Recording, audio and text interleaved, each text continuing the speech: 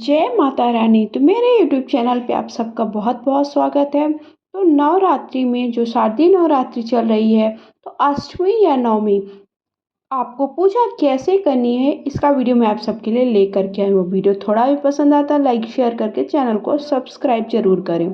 तो देखिए, आप कन्या पूजन जिस दिन भी करें, कई लोगों के यहाँ अष्टमी के दिन होता है, कई लोगों के यहाँ नवमी के दिन होता है। जिस दिन भी आपको कन्या पूजन करना है उस दिन आपको पूजा कैसे करनी है, तो मैं वो आपको बताने वाली। सबसे पहले क्या करना है, खुद को शुद्धिकरण कर लेना है। खुद को 3 बार आचमन कर लीजिए और खुद को शुद्ध कर लीजिए। शुद्ध करने के बाद जो भी आपने फूल पहले के रखे हुए थे, मतलब एक दिन पहले के फूल वगैरह जो चढ़े हैं वो सब हटा लीजिए और चौकी को अच्छे से साफ सुथरा कर लीजिए। चौकी को साफ सुथरा करने के बाद सबसे पहले शुद्ध जल के छींटे आपको किसको देना है, लक्ष्मी गणेश की जो आपने मूर्ति रखी है। फिर उसके बाद कलश को, दीपक को और माता की जो आपने मूर्ति, तस्वीर या विग्रह रूप रखा है उनको। फिर उसके बाद आपको अच्छे से हल्दी कुमकुम लगा देना। ये सुबह के वक्त आपको स्नान वगैरह करने के बाद सबसे पहले माता की पूजा करनी है, मतलब जो आपने चौकी बैठाई उसकी पूजा करनी है। उसके बाद ही आपको कन्या पूजन करना है। आपके यहाँ अष्टमी के दिन कन्या पूजन हो तो आप अष्टमी के दिन भी कर सकते हैं। नवमी के दिन हो तो नवमी के दिन करें, जैसे भी आपको जिस दिन आपके यहाँ होता है उस दिन करिए। सबको शुद्ध जल की छींटे देने के बाद हल्दी कुमकुम लगा दीजिए, अक्षत समर्पित कर दीजिए। देखिए, प्रत्येक अष्टमी की भी पूजा वैसे ही होगी, नवमी की पूजा वैसे ही होगी। पूजा की विधि एक ही जैसी होती, जिस दिन भी हो प्रत्येक दिन की भी पूजा ऐसे ही आपको करनी है। लेकिन अष्टमी या नवमी जिस दिन भी आप कन्या पूजन कराएंगे उस दिन विशेष भोग लगता है। तो वो भोग और विशेष हवन होता है, वो जरूर आपको ध्यान रखना है। तो सबसे पहले उसके बाद आपको पुष्प समर्पित कर देना है। लाल पुष्प मिल जाए तो बहुत अच्छी बात है, माता रानी को लाल पुष्प समर्पित करिए। उसके बाद मैं माता रानी का देखिए श्रृंगार कर रही हूँ। अष्टमी के दिन या नवमी के दिन जिस दिन भी आप कन्या पूजन कराएं उस दिन माता का विशेष श्रृंगार अवश्य करें। श्रृंगार कैसे करना है, सबसे पहले उनको अच्छी नई चुनरी मैंने उठा दी है। उसके बाद चूड़ियाँ मैंने लाल और पीली दोनों चूड़ियाँ पहना दी। फिर उसके बाद उन्हें मंगलसूत्र पहना दिया। जो भी आपको श्रृंगार की सामग्री आपके पास है वो सारी चीज़ें आप उन्हें जरूर। फिर पायल है, एक बिंदी लगा दे रही हूँ, वही श्रृंगार, ये देखिए एक बिंदी लगा दी। और आपको भी श्रृंगार उनका करने के बाद खुद भी सुहाग अवश्य लेना है। जब भी माता की चौकी उठाएं उसके पहले सुहाग अवश्य लेंगे। उसके बाद मैंने उन्हें शीशा दिखा दिया। ये सामग्री वो जो आपने चढ़ाई वो सबका आपको क्या करना है उसका वीडियो आपको जल्दी मैं चैनल पे आज या कल अपलोड कर दूंगी, तो और लिंक आपको डिस्क्रिप्शन बॉक्स में मिल जाएगी। उसके बाद आपको क्या करना है, धूप दिखा देना है, अगरबत्ती दिखा देना है। और फिर उसके बाद आपको आपने जो नवग्रह और षोडश मातृका बनाए थे, जो आपने ज्वारे उगाए हैं उनका भी पूजन करना। उनको शुद्ध जल के छींटे दे दीजिए। शुद्ध जल के छींटे देने के बाद आपको अच्छे से हल्दी कुमकुम नवग्रह को भी लगाना है, षोडश मातृकाओं को भी लगाना है, और जो आपने ज्वारे उगाए हैं उनका भी अच्छे से पूजन कर दीजिए। देखिए, जितना आपने चौकी में जो जो भगवान बैठाए हैं सभी देवी देवताओं का विधि विधान से पूजन करें। ऐसा नहीं कि आपने केवल माता की पूजा कर ली बस, ऐसा नहीं है। जो आपने सभी का पूजन विधि विधान से ही करना। अष्टमी तिथि की शुरुआत 21 अक्टूबर 2023 को 9:53 पे हो रही है। इसका समापन 22 अक्टूबर को 7:58 पर होगा।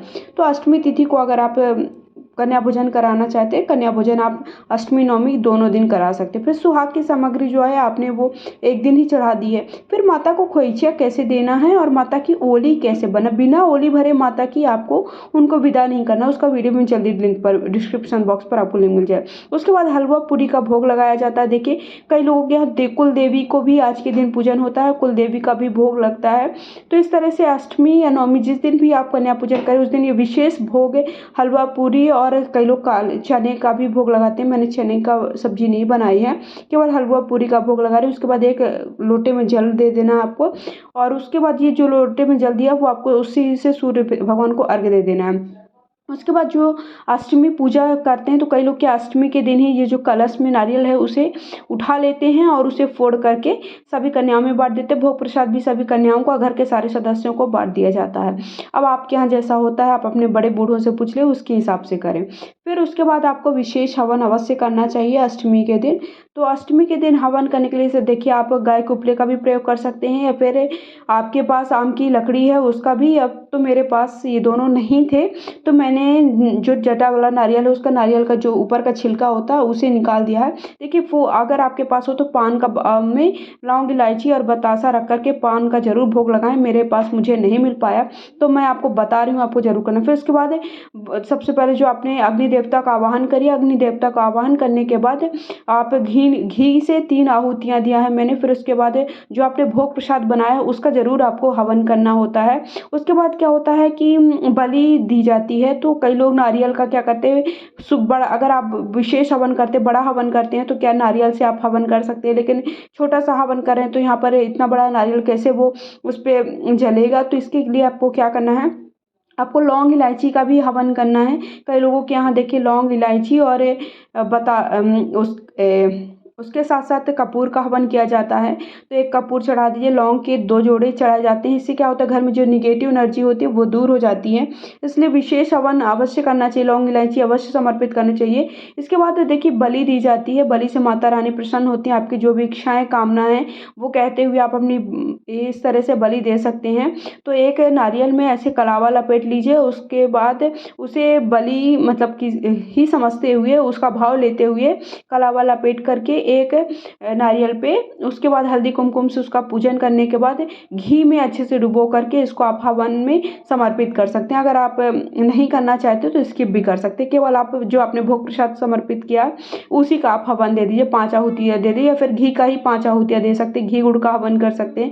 लेकिन भोग प्रसाद का हवन अवश्य करना चाहिए। हलवा पूड़ी माता रानी को अति प्रिय है। उसके बाद इस प्रकार से 3 बार जल आपको फिरा देना है और हवन को सभी जगह से इस तरह से देखिए पूरे घर में आप हवन जो किए हैं ना, उसकी जो लौ है उसको पूरे घर में अगर आप फैला देते हैं तो कहते हैं जो निगेटिव एनर्जी होती है वो आपके घर में कभी भी नहीं रहती हैं।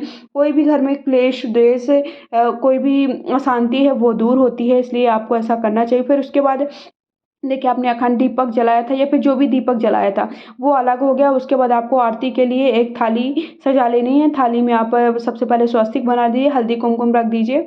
उसके बाद फूल समर्पित कर दीजिए। फूल के बाद एक दिए में आप चाहे तो कपूर से आरती कर सकते हैं या फिर घी की या तेल की बत्ती से आरती कर सकते हैं। फिर उसके बाद आरती करने के बाद आपको जितनी भी कन्याएं आपको मिल जाती, 9 कन्याएं मिल जाती, 7 कन्याएं मिल जाती हैं, तो 9 कन्याएं और एक लंगूर और का आपको बुला करके उनका अच्छे से विधि विधान से पूजन करना होता है। उनका पैर धुलिए सबसे पहले। पैर धुलने के बाद उनका देखिए वैसे कन्या जो भी आप बुलाएं उनका आदर सम्मान करें, उन्हें बिल्कुल भी उनका निरादर ना करें। सबसे बड़ी बात ये है, आप 9 दिन ही नहीं, आपको आदर नहीं करना है कि 9 दिन ही केवल आदर करें। किसी भी स्त्री की और अपने बच्चों को भी सिखाएं कि हम किसी भी स्त्री की या फिर किसी महिला और लड़की की हम इज्जत करनी चाहिए, उसका सम्मान करना चाहिए। ऐसा नहीं कि हम कन्या पूजन कर रहे हैं तभी बस, अपने बच्चों को सिखाएंगे तभी ये सब जो गलत चीज़ें हो रही हैं वो बचेगी। ये देखिए मैं छोटी सी बात आप सबको कह रही हूँ। अगर आप सबको पसंद आई है तो प्लीज़ कमेंट बॉक्स में ज़रूर बताइएगा कि आप मेरे बात से सहमत हैं कि 9 दिन ही केवल कन्याओं का पूजन ना करें, 9 दिन ही कन्या को सम्मान ना दें, हमेशा कन्याओं को सम्मान दें। अपने बच्चों को, अगर आपका बेटा है या बेटी है, सबको सिखाएं, बेटे को भी सिखाएं कि उसे उनका सम्मान करने के साथ साथ उनकी मदद करनी चाहिए और बिल्कुल भी उनका अपमान ना करें, उनके लिए गलत शब्दों का प्रयोग कभी भी ना करें।